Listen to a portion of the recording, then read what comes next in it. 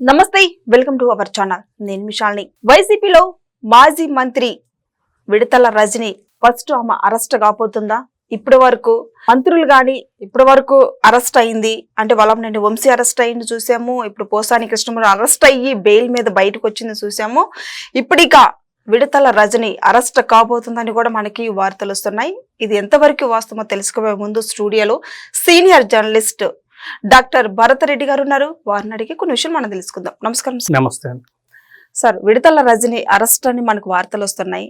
దీని మీద మీ స్పందన ఏంటి సార్? విడతల రజని అరెస్ట్ అనేది జరిగే అవకాశం కనిపిస్తుంది. ఎందుకంటే కేసును పరిశీలించినప్పుడు ఆమె మంత్రిగా ఉన్నప్పుడు బెదిరించింది, వసూలు చేసింది అనేది ఆరోపణ. విజిలెన్స్ దాంట్లో వెల్లడైన వాస్తవాలు అవి. 5 కోట్లు డిమాండ్ చేసింది. వాళ్ళు బాలాజీ క్రషర్ వాళ్ళు, చలపతిరావు వాళ్ళు కంప్లైంట్ చేయడం జరిగింది. 2020లో ఆమె బెదిరించింది అనేది ఆమె మీద కంప్లైంట్. అధికారంలో ఉన్నప్పుడు ఇంకా పెద్దగా ఎవరు పట్టించుకోరు. ఎవరైతే అధికార పార్టీ నాయకులు ఎమ్మెల్యేలుగా ఉంటేనే వాళ్ళు హవా చెలాయిస్తుంటారు. ఈమె ఒక మంత్రి కాబట్టి అప్పుడు వాళ్ళ మరిది గోపి, ఏఎస్ ఆఫీసర్ జాషువా వీళ్ళ ఆధ్వర్యంలో జరిగిందని విజిలెన్స్ నివేదికలో వెళ్ళడం జరిగింది. 5 కోట్లు డిమాండ్ చేశారు దాని పర్మిషన్స్ కొరకు అనేది బాలాజీ కన్స్ట్రక్షన్ వాళ్ళే ఇవ్వడం జరిగింది. ఇస్తే అది ఇప్పుడు ఎన్ఫోర్స్మెంట్ డైరెక్టరేట్ అంటే అధికారం మార్పిడి జరిగింది. అధికారంలో ఉన్నప్పుడు అధికారులు ఎవరు కూడా సాహసం చేయలేరు. అందుకే అధికార పార్టీకి వ్యతిరేకంగా వెళ్ళే ప్రయత్నం చేయలేరు. అధికారం పోయి 9 నెలలు అయింది కాబట్టి ఇప్పుడు వాళ్ళు గతంలో చేసిన అవినీతి ఆరోపణలు కానీ అవినీతి కానీ ఇప్పుడు ఒక్కొక్కటిగా బయటకు వచ్చే అవకాశం ఉంది. అందులో భాగంగా ఎన్ఫోర్స్మెంట్ డైరెక్టరేట్ ఏదైతే విజిలెన్స్ ఏదైతే చేసిందో ఆ విజిలెన్స్ ఆఫీసర్లు చేసిన దాంట్లో ఈ నిజాలన్నీ బయటికి రావడం జరిగింది. వెంటనే ఏసీబీ అధికారులు ఆమెకు నోటీసులు జారీ చేయడం, ఎంక్వైరీ చేయడం జరుగుతుంది. ఖచ్చితంగా ఆమె 5 కోట్లు డిమాండ్ చేసింది. అందులో 2.20 కోట్లు ఆమెకు అందినాయి. అలా చూసుకుంటే ఐఏఎస్ ఆఫీసర్ కూడా అందినాయి. వాళ్ళ మరిదితో పాటుగా పిఏ కూడా 10 లక్షలు ఇచ్చారని ఆరోపణ. దానికి ఆమె ఖండిస్తుంది. నాకేం సంబంధం లేదు, నన్ను టార్గెట్ చేసిరు, నేను వైసీపీ లీడర్ని టార్గెట్ చేసిరు. ఇవన్నీ జనరల్గా ఎవరైనా తమ మీద వచ్చిన ఆరోపణల్ని ఖండిస్తారు, మాకు సంబంధం లేదని చెప్తారు. ప్రత్యర్థి పార్టీ మీద ఆరోపణలు చేస్తూ ఉంటారు. అసలు విడుదల రజని అనే రాజకీయాలకు తీసుకొచ్చిందే చంద్రబాబు నాయుడు గారు. మొదట్లో చంద్రబాబు నాయుడు గారి ద్వారానే రాజకీయాలకు వచ్చింది. అప్పుడు రాజకీయాల్లో ఉన్నప్పుడు ఆమెకు ఎలాంటి అవినీతి మరకలు లేవు. తదనంతరం జగన్మోహన్ రెడ్డి ఎన్నికల ముందు పార్టీలో చేరడం జరిగింది. ఎమ్మెల్యే గెలవడం జరిగింది. తన గురువు పత్తిపాటి పుల్లారావు మీద గెలవడం జరిగింది. రెండోసారి మంత్రివర్గ విస్తరణ జరిగినప్పుడు జగన్మోహన్ రెడ్డి తీసుకున్నప్పుడు ఆమెను మంత్రివర్గంలోకి తీసుకోవడం జరిగింది. ఆమె మీద చాలా ఎక్స్పెక్టేషన్స్ ఉంటాయి. ఒక మహిళ, విద్యాధికురాలు, బాగా పరిపాలిస్తుంది అంటే ఆమె మీద ఒక పాజిటివ్ ఒపీనియన్ ఉండే.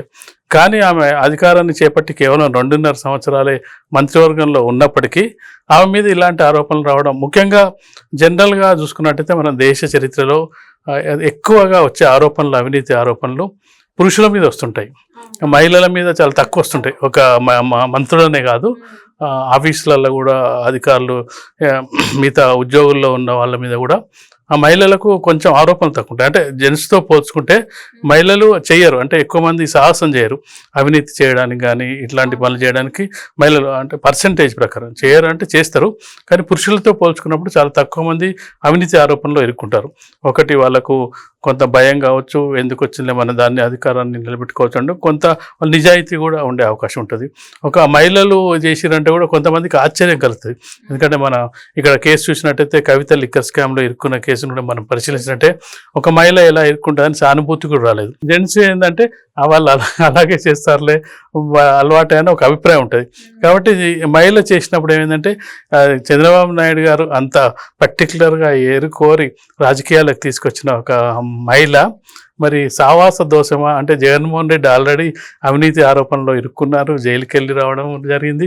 జైలుకి వెళ్ళి వచ్చిన తర్వాత గెలవడం జరిగింది, సీఎం అవ్వడం జరిగింది. అంటే మా లీడరే అవినీతి ఆరోపణలు చేసిండు, జైలుకి వెళ్ళి వచ్చాడు, నాకేమవుతుందని భావించిందా?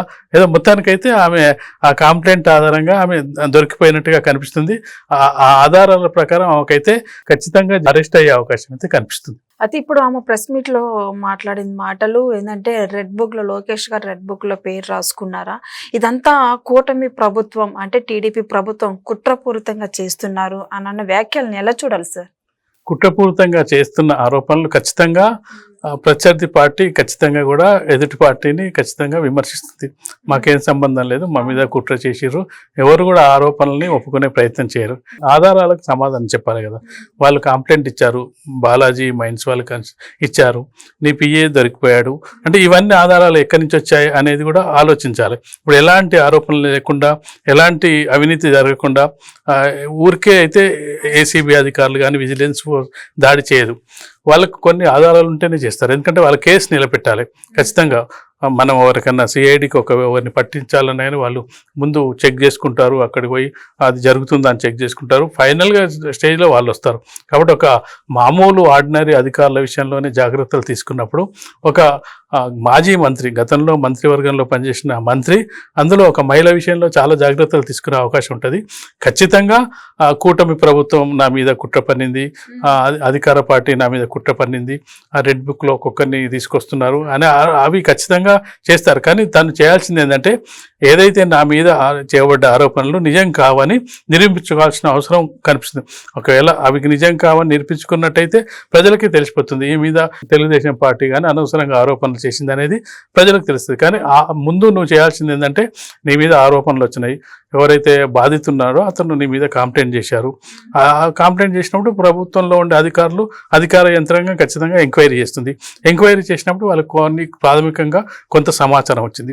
ఆ సమాచారం ఆధారంగా వాటిని బయటపెట్టడం జరిగింది. 5 కోట్లు డిమాండ్ చేయడం జరిగింది, 2.2 కోట్లు తీసుకోవడం జరిగింది. అందులో ఐపీఎస్ పాత్ర ఉంది. అలాగే చూసుకున్నట్టయితే వాళ్ళ మరిది పాత్ర ఉంది. మరిది మరీ బెదిరించి మరీ వసూలు చేశాడు, తొందరగా సెటిల్ చేసుకోండి లేదంటే కష్టం అవుతుంది అనేది కూడా ఆరోపణలు ఉన్నాయి.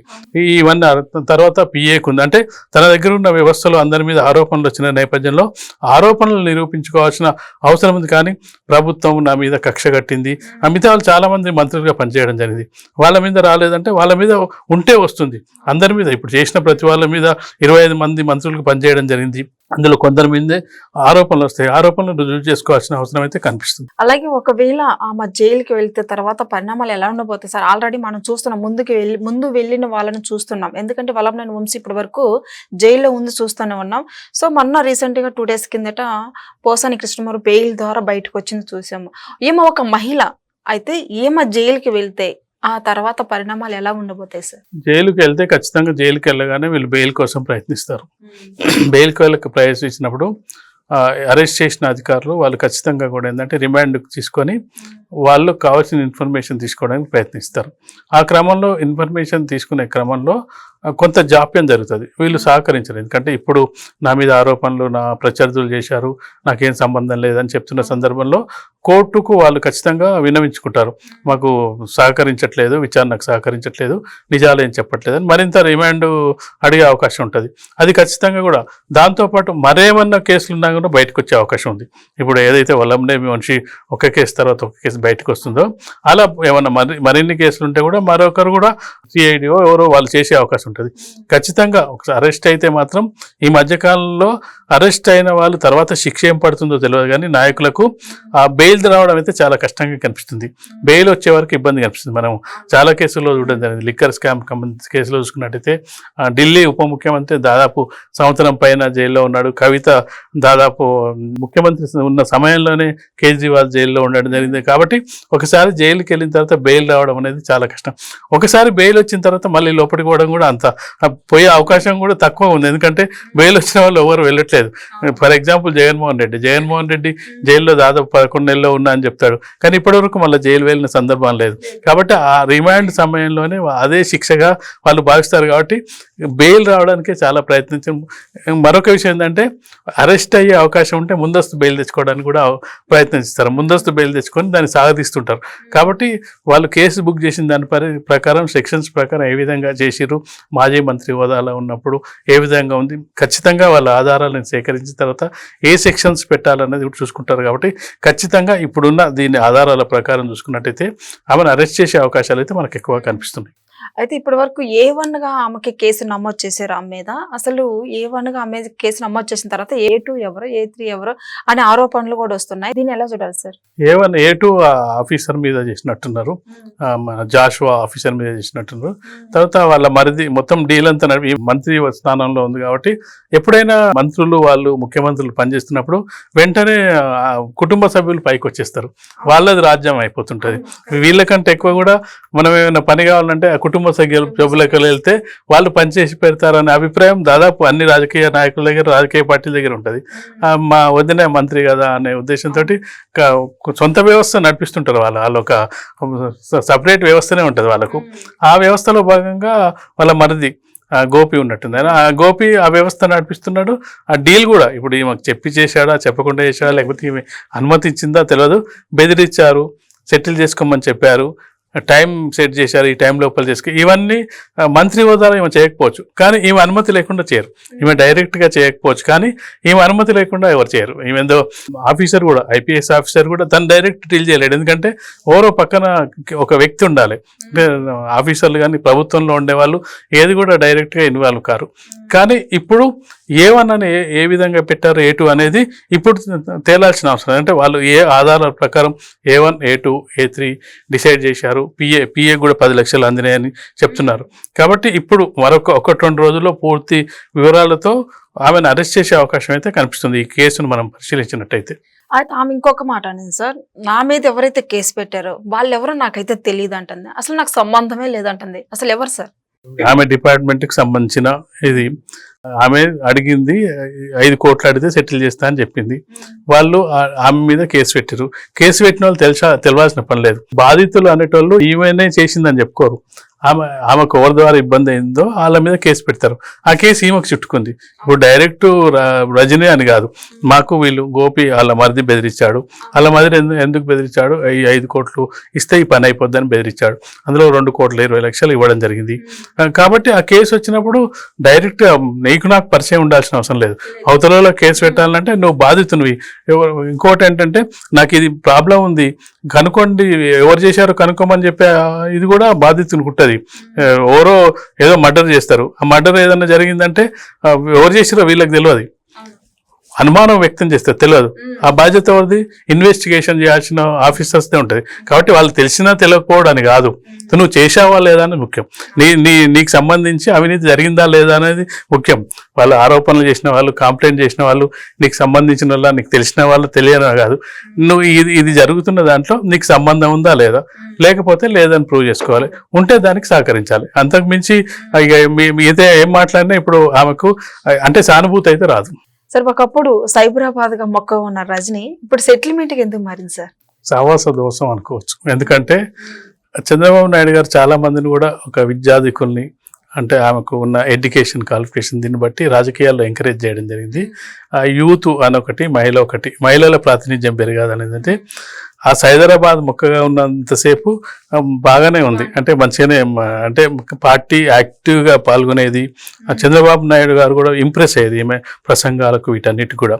ఎప్పుడైతే టీడీపీ నుంచి మారి జగన్మోహన్ రెడ్డి వైసీపీలో చేరడం జరిగింది, చేరిన తర్వాత మరి మంత్రి అయిన తర్వాత ఆ మొక్క, సైదరాబాద్ మొక్క ఇప్పుడు అవినీతి మొక్కగా మారింది. దానికి మనం చెప్పాలంటే సావాస దోషం. ఎందుకంటే మంచి వాళ్ళతో స్నేహం చేస్తే మంచిగా మారుతారు, చెడు వారితో స్నేహం చేస్తే వీళ్ళు కూడా చెడుగా మారుతారు అని ఒక సామెత ఉంది. కాబట్టి అందులో భాగంగా ఏమి మారుంటది.